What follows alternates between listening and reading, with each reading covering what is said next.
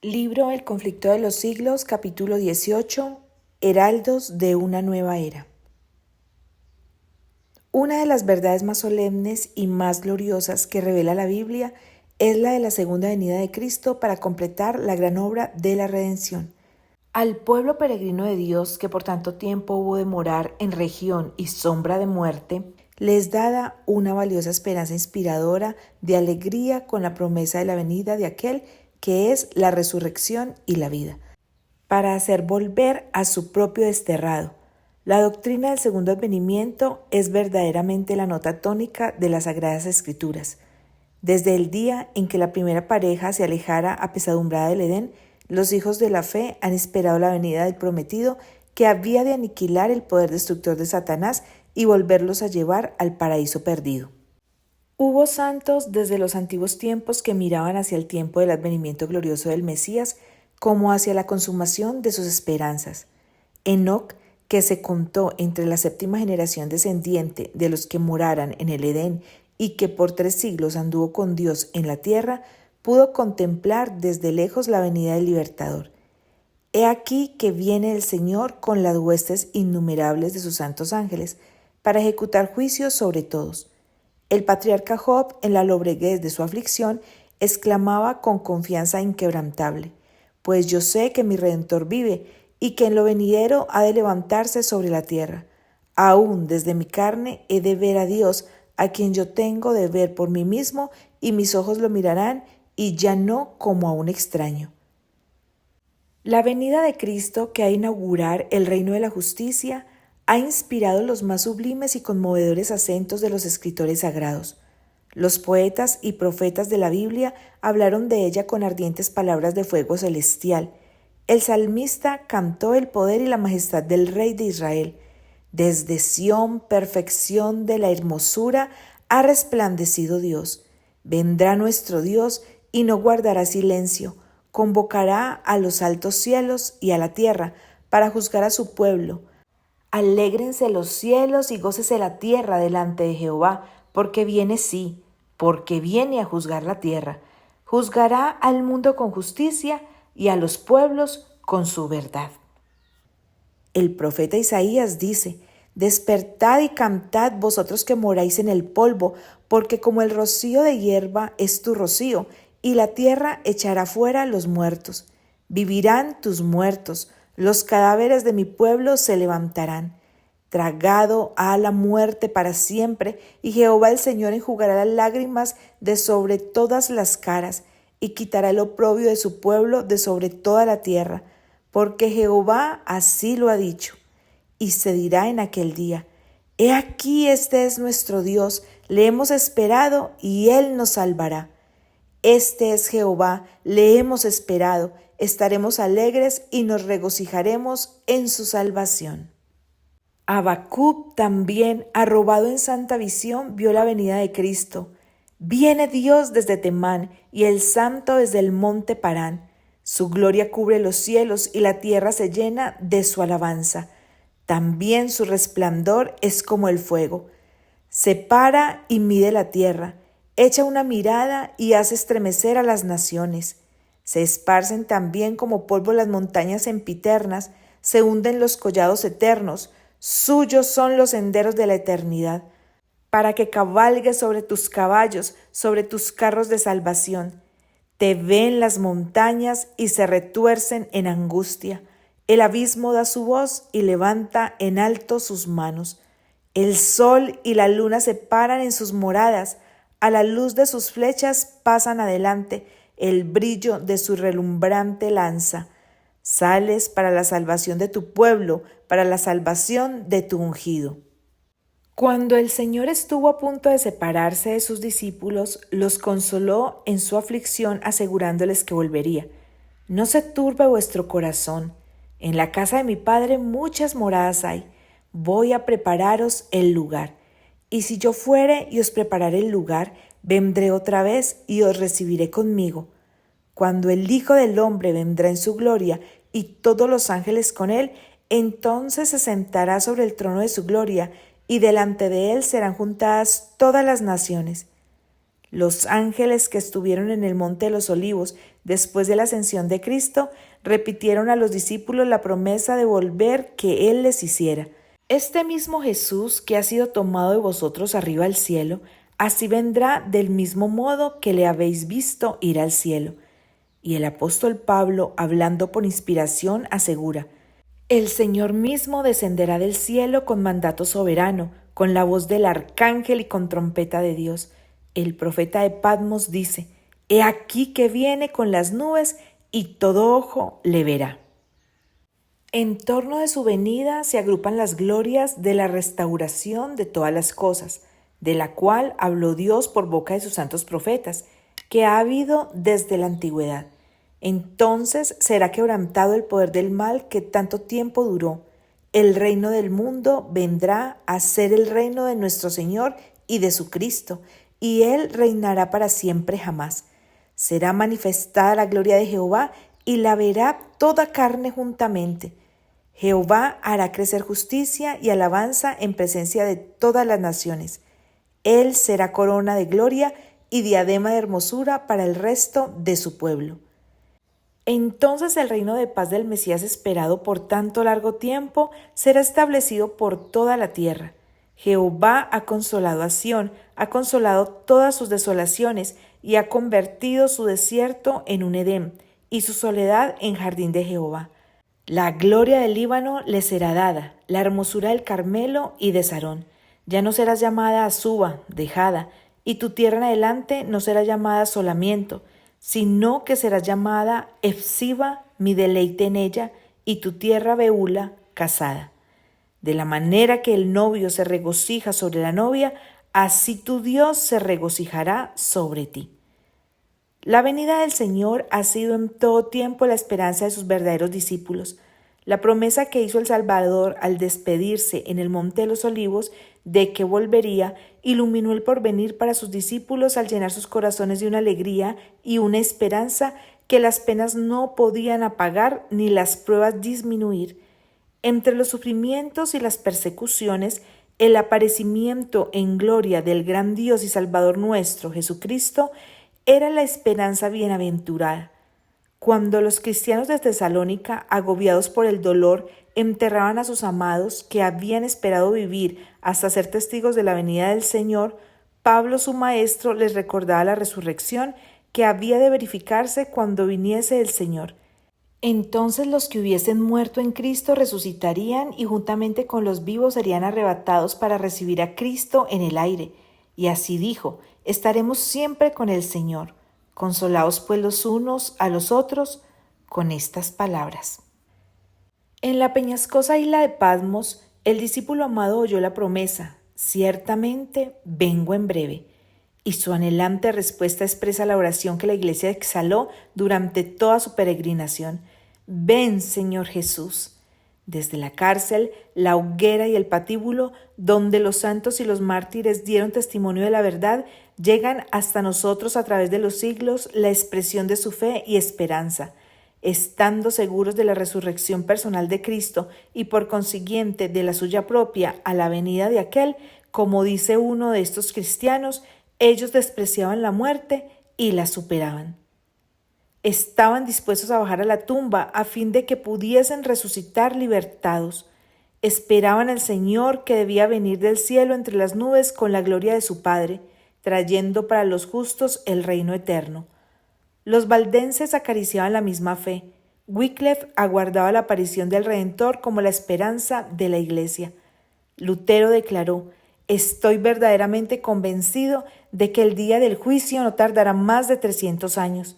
Dios no quiere ni puede sufrir por más tiempo a este mundo malvado. Se acerca el gran día en que el reino de las abominaciones será derrocado. Este viejo mundo no está lejos de su fin, decía Melanchthon. Calvino invita a los cristianos a desear sin vacilar y con ardor el día de la venida de Cristo como el más propicio de todos los acontecimientos, y declara que toda la familia de los fieles no perderá de vista ese día. Debemos tener hambre de Cristo, dice, debemos buscarle, contemplarle hasta la aurora de aquel gran día en que nuestro Señor manifestará la gloria de su reino en su plenitud. ¿No llevó acaso nuestro Señor Jesús nuestra carne al cielo? dice Knox, el reformador escocés, y no ha de regresar por ventura. Sabemos que volverá, y esto con prontitud. Ridley y Latimer, que dieron su vida por la verdad, esperaban con fe la venida del Señor. Ridley escribió: «El mundo llega sin duda a su fin. Así lo creo y por eso lo digo. Clamemos del fondo de nuestros corazones a nuestro Salvador Cristo, con Juan el siervo de Dios. Ven, Señor Jesús, ven». El pensar en la venida del Señor, decía Baxter, es dulce en extremo para mí y me llena de alegría. Es obra de fe y un rasgo característico de sus santos desear con ansia su advenimiento y vivir con tan bendita esperanza. Si la muerte es el último enemigo que ha de ser destruido en la resurrección, podemos representarnos con cuánto ardor los creyentes esperarán y orarán por la segunda venida de Cristo, cuando esta completa y definitiva victoria será alcanzada. Ese es el día que todos los creyentes deberían desear con ansia, por ser el día en que habrá de quedar consumada toda la obra de su redención, cumplidos todos los deseos y esfuerzos de sus almas. Apresura, oh Señor, ese día bendito. Tal fue la esperanza de la Iglesia apostólica, de la Iglesia del desierto y de los reformadores. No solo predecían las profecías cómo ha de producirse la venida de Cristo y el objeto de ella, sino también las señales que iban a anunciar a los hombres cuando se acercaría ese acontecimiento. Jesús dijo: «Habrá señales en el sol, y en la luna, y en las estrellas. El sol se oscurecerá, y la luna no dará su resplandor, y las estrellas caerán del cielo, y las virtudes que están en los cielos serán conmovidas. Y entonces verán al Hijo del Hombre, que vendrá en las nubes con mucha potestad y gloria». El revelador describe así la primera de las señales que iba a preceder el segundo advenimiento. Fue hecho un gran terremoto, y el sol se puso negro como un saco de cilicio, y la luna se puso toda como sangre. Estas señales se vieron antes de principios del siglo XIX. En cumplimiento de esta profecía, en 1755 se sintió el más espantoso terremoto que se haya registrado. Aunque generalmente se lo llama el terremoto de Lisboa, se extendió por la mayor parte de Europa, África y América.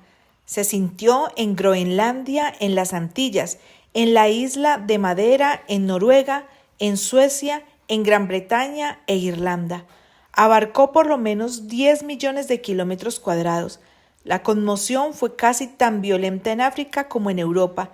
Gran parte de Argel fue destruida, y a corta distancia de Marruecos, un pueblo de 8 a 10.000 habitantes desapareció en el abismo.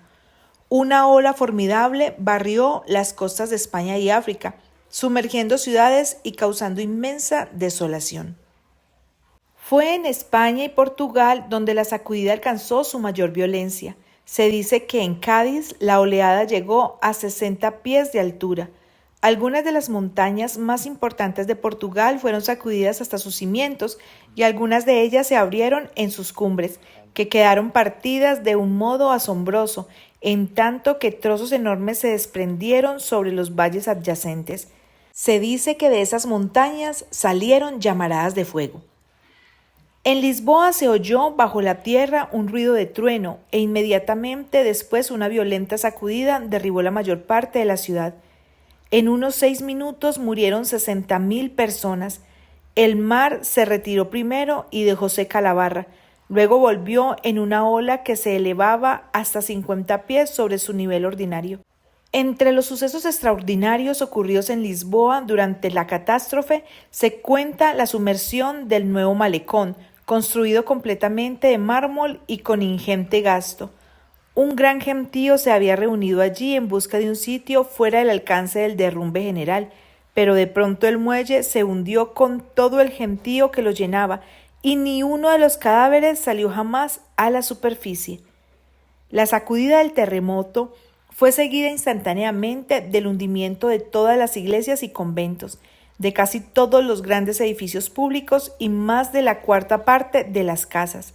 Unas horas después estallaron en diferentes barrios incendios que se propagaron con tal violencia durante casi 3 días que la ciudad quedó completamente destruida. El terremoto sobrevino en un día de fiesta en que las iglesias y conventos estaban llenos de gente y escaparon muy pocas personas. El terror del pueblo era indescriptible. Nadie lloraba. El siniestro superaba la capacidad de derramar lágrimas. Todos corrían de un lado a otro, delirantes de horror y espanto, golpeándose la cara y el pecho, gritando: «¡Misericordia! Llegó el fin del mundo». Las madres se olvidaban de sus hijos y corrían de un lado a otro llevando crucifijos. Desgraciadamente, muchos corrieron a refugiarse en las iglesias, pero en vano se expuso el sacramento. En vano aquella pobre gente abrazaba los altares. Imágenes, sacerdotes y feligreses fueron envueltos en la misma ruina. Se calcula que 90.000 personas perdieron la vida en aquel aciago día. 25 años después apareció la segunda señal mencionada en la profecía: el oscurecimiento del sol y de la luna. Lo que hacía esto aún más sorprendente era la circunstancia de que el tiempo de su cumplimiento había sido indicado de un modo preciso. En su conversación con los discípulos en el Monte de los Olivos, después de describir el largo periodo de prueba por el que debía pasar la Iglesia, es decir, los 1260 años de la persecución papal, acerca de los cuales había prometido que la tribulación sería cortada, el Salvador mencionó en las siguientes palabras ciertos acontecimientos que debían preceder su venida, y fijó además el tiempo en que se realizaría el primero de estos. En aquellos días, después de aquella aflicción, el sol se oscurecerá y la luna no dará su resplandor. Los 1260 días o años terminaron en 1798.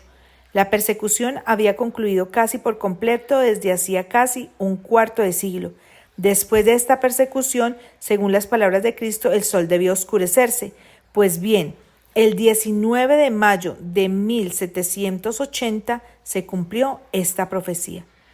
Único o casi único en su especie por lo misterioso del hasta ahora inexplicado fenómeno que en él se verificó, fue el día oscuro del 19 de mayo de 1780. Inexplicable oscurecimiento de todo el cielo visible y atmósfera de Nueva Inglaterra.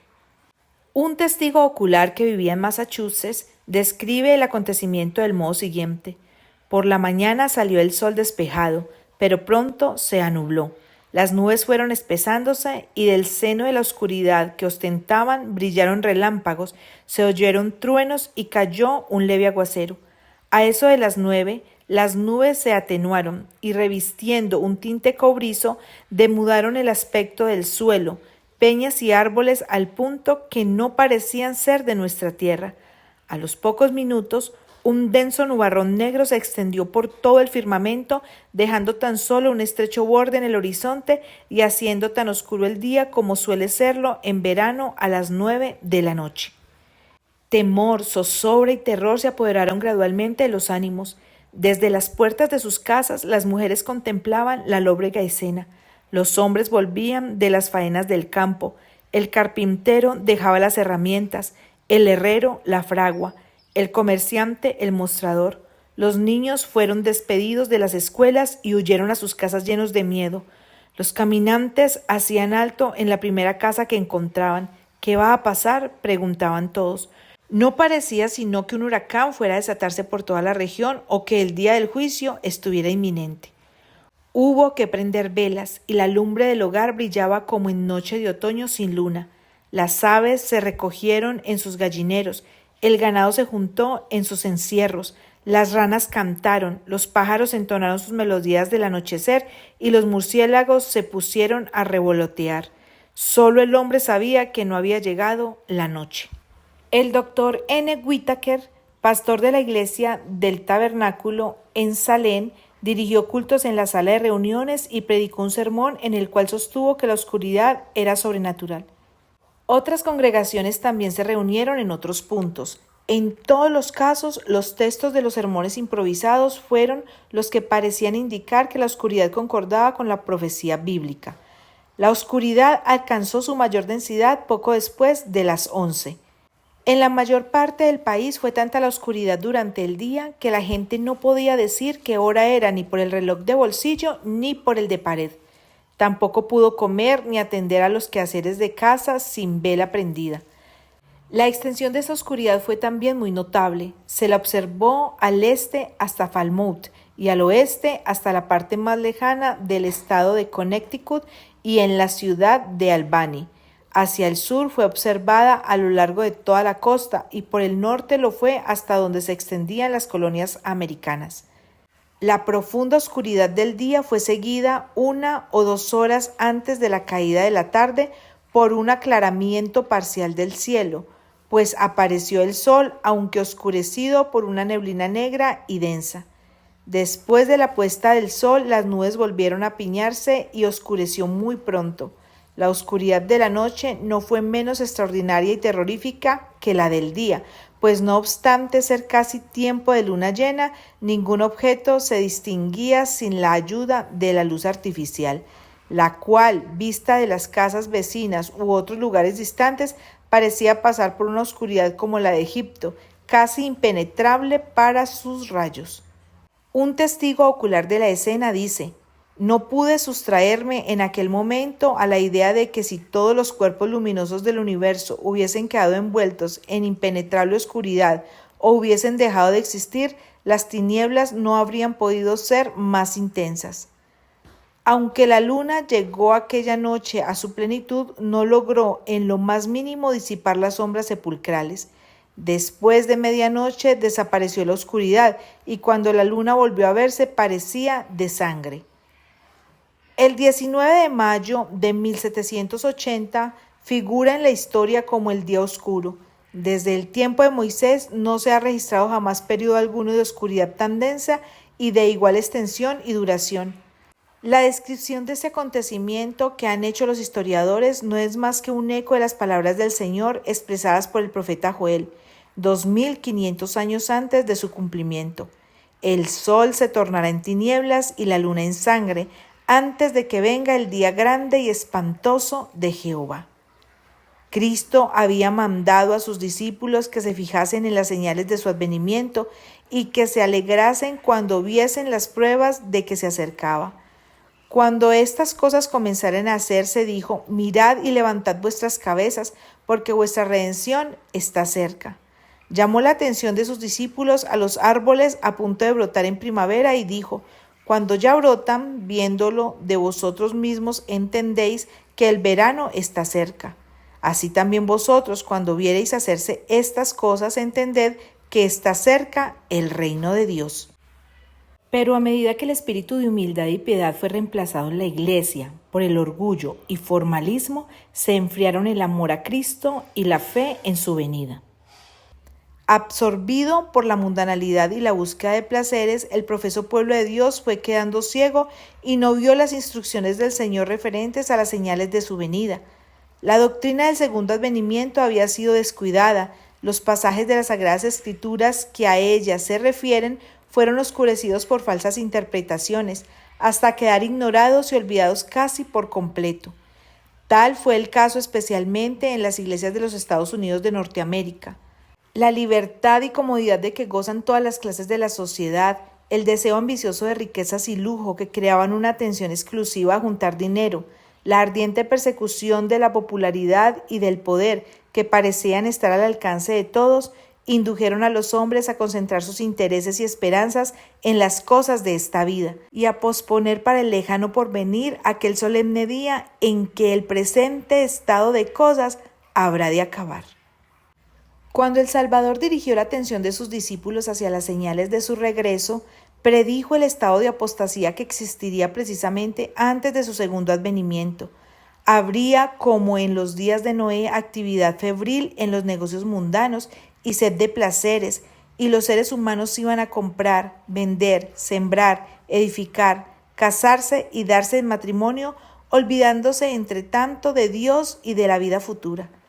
La amonestación de Cristo para los que vivieran en aquel tiempo es: mirad pues por vosotros mismos, no sea que vuestros corazones sean entorpecidos con la glotonería y la embriaguez y los cuidados de esta vida, y así os sobrevenga de improviso aquel día. Velad pues en todo tiempo y orad a fin de que logréis evitar todas estas cosas que van a suceder y estar en pie delante del Hijo del Hombre. La condición en que se hallaría entonces la iglesia está descrita en las palabras del Salvador en el Apocalipsis. Tienes nombre que vives y estás muerto. Y a los que no quieren dejar su indolente descuido se les dirige el solemne aviso: si no velares, vendré a ti como ladrón y no sabrás en qué hora vendré a ti. Era necesario despertar a los hombres y hacerles sentir su peligro para inducirlos a que se preparasen para los solemnes acontecimientos relacionados con el fin del tiempo de gracia. El profeta de Dios declara: grande es el día de Jehová y muy terrible. ¿Quién lo podrá sufrir? ¿Quién soportará la aparición de aquel de quien está escrito: tú eres de ojos demasiado puros para mirar el mal, ni puedes contemplar la iniquidad? Para los que claman: Dios mío, te hemos conocido, y sin embargo han quebrantado su pacto y se apresuraron tras otro Dios, encubriendo la iniquidad en sus corazones y amando las sendas del pecado, para los tales será el día de Jehová tinieblas y no luz, oscuridad que no tiene resplandor. Sucederá en aquel tiempo, dice el Señor, que yo registraré a Jerusalén con lámparas y castigaré a los hombres que, como vino, están asentados sobre sus heces, los cuales dicen en su corazón: Jehová no hará bien ni tampoco hará mal. Castigaré el mundo por su maldad y los impíos por su iniquidad, y acabaré con la arrogancia de los presumidos y humillaré la altivez de los terribles. No podrá librarlos su plata ni su oro, y sus riquezas vendrán a ser despojo y sus casas una desolación. El profeta Jeremías, mirando hacia lo porvenir, hacia aquel tiempo terrible, exclamó: se conmueve mi corazón, no puede estarse quieto por cuanto has oído, oh alma mía, el sonido de la trompeta y la alarma de guerra. Destrucción sobre destrucción es anunciada.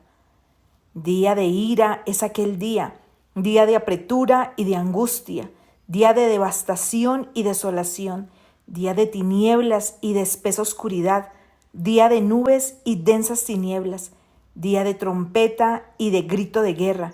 He aquí que viene el día de Jehová para convertir la tierra en desolación y para destruir de en medio de ella sus pecadores. Ante la perspectiva de aquel gran día, la palabra de Dios exhorta a su pueblo del modo más solemne y expresivo a que despierte de su letargo espiritual y a que busque su faz con arrepentimiento y humillación. Tocad trompeta en Sión y sonad alarma en mi santo monte. Tiemblen todos los moradores de la tierra, porque viene el día de Jehová, porque está ya cercano. Proclamad riguroso ayuno, convocad asamblea solemnísima, reunid al pueblo, proclamad una convocación obligatoria, congregad a los ancianos, juntad a los muchachos, salga el novio de su recámara y la novia de su tálamo. Entre el pórtico y el altar lloren los sacerdotes, ministros de Jehová. Volveos a mí de todo vuestro corazón, con ayuno también y con llanto y con lamentos. Rasgad vuestros corazones y no vuestros vestidos, y volveos a Jehová vuestro Dios, porque Él es clemente y compasivo, lento en iras y grande en misericordia. Una gran obra de reforma debía realizarse para preparar a un pueblo que pudiese subsistir en el día de Dios. El Señor vio que muchos de los que profesan pertenecer a su pueblo no edificaban para la eternidad, y en su misericordia iba a enviar una amonestación para despertarlos de su estupor e inducirlos a prepararse para la venida de su Señor.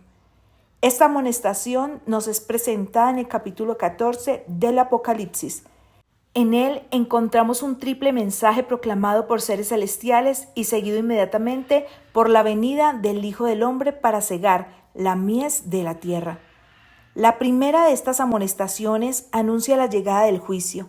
El profeta vio un ángel volando en medio del cielo, teniendo un evangelio eterno que anunciar a los que habitan sobre la tierra.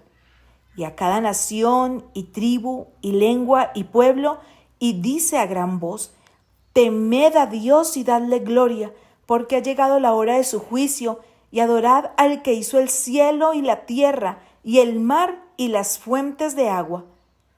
Este mensaje es declarado parte del Evangelio eterno.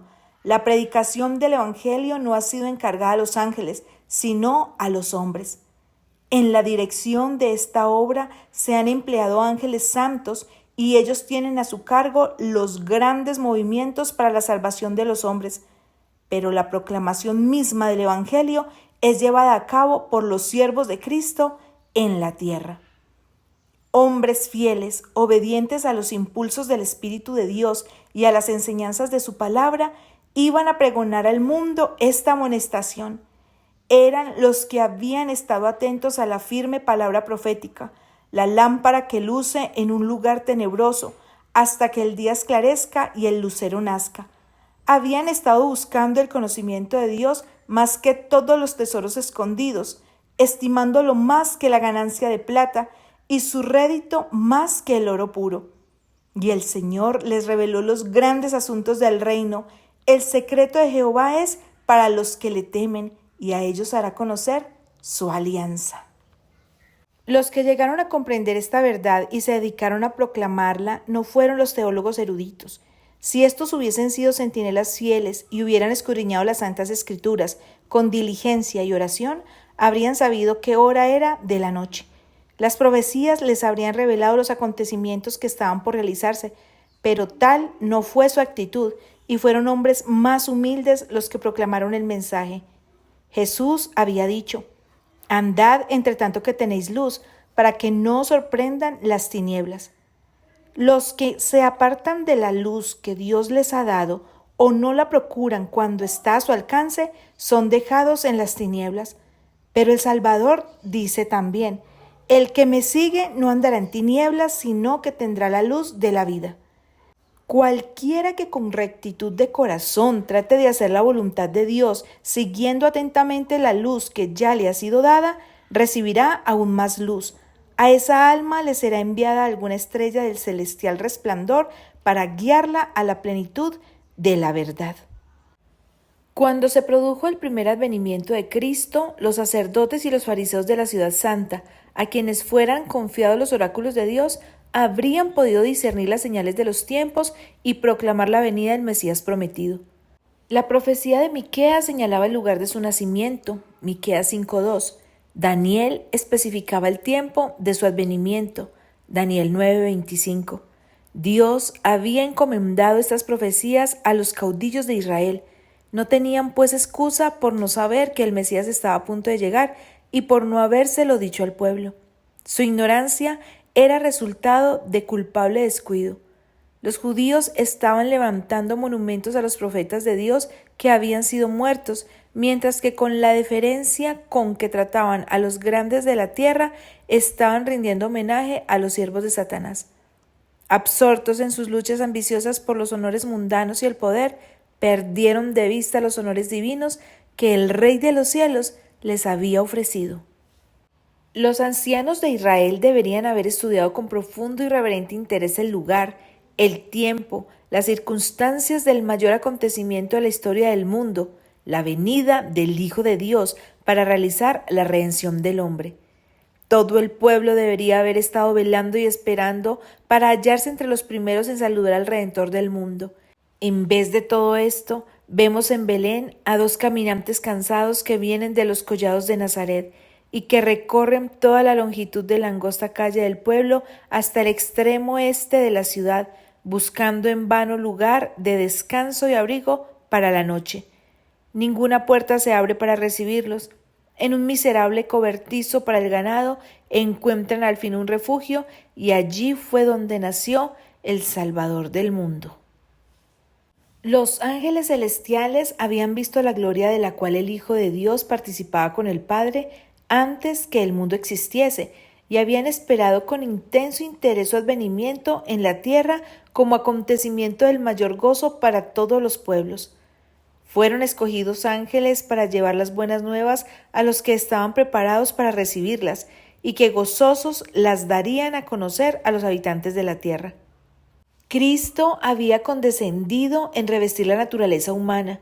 Iba a llevar una carga infinita de desgracia al ofrendar su alma por el pecado. Sin embargo, los ángeles deseaban que aún en su humillación el Hijo del Altísimo apareciese ante los hombres con la dignidad y gloria que correspondían a su carácter. ¿Se juntarían los grandes de la tierra en la capital de Israel para saludar su venida? ¿Sería presentado por legiones de ángeles a la muchedumbre que le esperara? Un ángel desciende a la tierra para ver quiénes están preparados para dar la bienvenida a Jesús, pero no puede discernir señal alguna de expectación. No oye ninguna voz de alabanza ni de triunfo que anuncie que la venida del Mesías es inminente. El ángel se cierne durante un momento sobre la ciudad escogida y sobre el templo donde durante siglos y siglos se manifestará la divina presencia. Pero allí también se nota la misma indiferencia. Con pompa y orgullo, los sacerdotes ofrecen sacrificios impuros en el templo. Los fariseos hablan al pueblo con grandes voces o hacen oraciones jactanciosas en las esquinas de las calles. En los palacios de los reyes, en las reuniones de los filósofos, en las escuelas de los rabinos, nadie piensa en el hecho maravilloso que ha llenado todo el cielo de alegría y alabanzas, el hecho de que el Redentor de los hombres está a punto de hacer su aparición en la tierra. No hay señal de que se espere a Cristo ni preparativos para recibir al príncipe de la vida. Asombrado, el mensajero celestial está a punto de volverse al cielo con la vergonzosa noticia, cuando descubre un grupo de pastores que están cuidando sus rebaños durante la noche y que al contemplar el cielo estrellado meditan en la profecía de un Mesías que debe venir a la tierra y anhelan el advenimiento del Redentor del mundo. Aquí tenemos un grupo de seres humanos preparado para recibir el mensaje celestial y de pronto aparece el ángel del Señor proclamando las buenas nuevas de gran gozo. La gloria celestial inunda la llanura, una compañía innumerable de ángeles aparece, y como si el júbilo fuese demasiado para ser traído del cielo por un solo mensajero, una multitud de voces entonan la antífona que todas las legiones de los rescatados cantarán un día. Gloria en las alturas a Dios y sobre la tierra paz entre los hombres, buena voluntad. Oh, qué lección encierra esta maravillosa historia de Belén. Qué reconvención para nuestra incredulidad, nuestro orgullo y amor propio. ¿Cómo nos amonesta a que tengamos cuidado, no sea que por nuestra criminal indiferencia nosotros también dejemos de discernir las señales de los tiempos y no conozcamos el día de nuestra visitación? No fue solo sobre los collados de Judea ni entre los humildes pastores donde los ángeles encontraron a quienes velaban esperando la venida del Mesías. En tierra de paganos había también quienes le esperaban.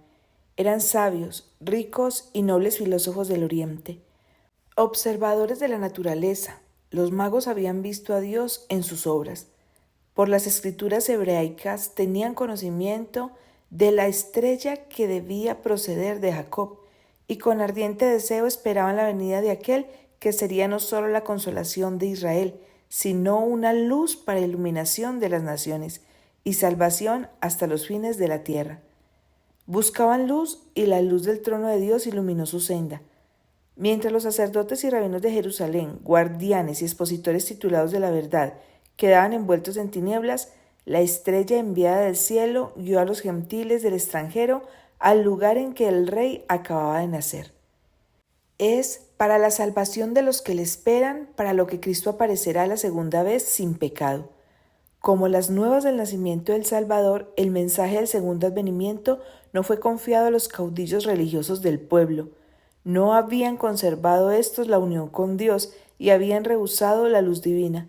Por consiguiente, no se encontraban entre aquellos de quienes habla el apóstol Pablo cuando dice: «Vosotros, empero, hermanos, no estáis en tinieblas para que aquel día a vosotros os sorprenda como ladrón, porque todos vosotros sois hijos de la luz e hijos del día. Nosotros no somos de la noche ni de las tinieblas». Los centinelas apostados sobre los muros de Sión deberían haber sido los primeros en recoger como al vuelo las buenas nuevas del advenimiento del Salvador, los primeros en alzar la voz para proclamarle cerca y advertir al pueblo que se preparase para su venida. Pero en vez de esto, estaban soñando tranquilamente en paz, mientras el pueblo seguía durmiendo en sus pecados. Jesús vio su iglesia, semejante a la higuera estéril, cubierta de hojas de presunción y sin embargo carente de rica fruta. Se observaban con jactancia las formas de religión, mientras que faltaba el espíritu de verdadera humildad, arrepentimiento y fe, o sea, lo único que podía hacer aceptable el servicio ofrecido a Dios. En lugar de los frutos del espíritu, lo que se notaba era orgullo, formalismo, vanagloria, egoísmo y opresión. Era aquella una iglesia apóstata que cerraba los ojos a las señales de los tiempos. Dios no la había abandonado ni había dejado de ser fiel para con ella, pero ella se alejó de él y se apartó de su amor. Como se negara a satisfacer las condiciones, tampoco las promesas divinas se cumplieron para con ella. Esto es lo que sucede infaliblemente cuando se dejan de apreciar y aprovechar la luz y los privilegios que Dios concede. A menos que la Iglesia siga el sendero que le abre la providencia y aceptando cada rayo de luz cumpla todo deber que le sea revelado, la religión degenerará inevitablemente en mera observancia de formas y el espíritu de verdadera piedad desaparecerá. Esta verdad ha sido demostrada repetidas veces en la historia de la Iglesia. Dios requiere de su pueblo obras de fe y obediencia que correspondan a las bendiciones y privilegios que Él le concede. La obediencia requiere sacrificios y entraña una cruz, y por esto fueron tantos los profesos discípulos de Cristo que se negaron a recibir la luz del cielo. Y como los judíos de antaño no conocieron el tiempo de su visitación. A causa de su orgullo e incredulidad, el Señor los dejó a un lado y reveló su verdad a los que, cual los pastores de Belén y los magos de Oriente, prestaron atención a toda la luz que habían recibido.